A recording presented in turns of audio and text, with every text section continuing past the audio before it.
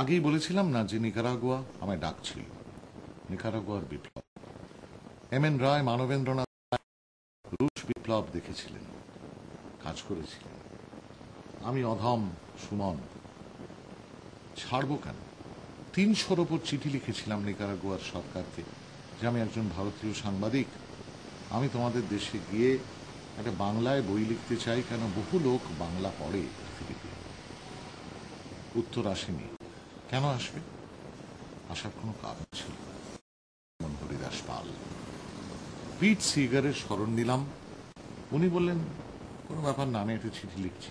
উনি চিঠি দিলেন ওর বন্ধু ফাদার এর্নেস্তো কার্দিনালকে। ফাদার এর্নেস্তো কার্দিনাল, যিনি একজন জেসুইট ধর্মযাজক, যিনি সোমোসার আমলে, ডিক্টেটর সোমোসার আমলে বিপ্লবীদের সঙ্গে হাত মেলান এবং গেরিলা যুদ্ধে অবতীর্ণ হন, এবং একজন অসামান্য কবি। তিনি উত্তর দিলেন পিট সিগারকে না, আমাকে।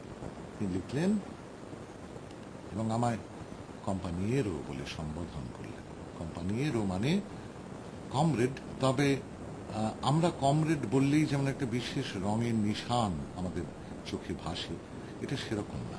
এটা কিন্তু সঙ্গী, বন্ধু, কম্পা, ছোট করে কম্পা বলে। সবাই সবাইকে কোম্পানিয়েরো বলে। একজন কৃষক কৃষককে ডাকে কোম্পানিয়েরো বলে, কম্পা। উনি আমায় বললেন আপনি আসুন, আপনাকে আমরা থাকতে দেব, খেতে দেব, কিন্তু আসতে যেতে হবে নিজের পয়সায়, আমাদের অত পয়সা নেই। আমি আমেরিকার আমার পাকা স্থায়ী সারা জীবনের চাকরি ছেড়ে নিকারাগুয়া চলে গেলাম 1985 সালে।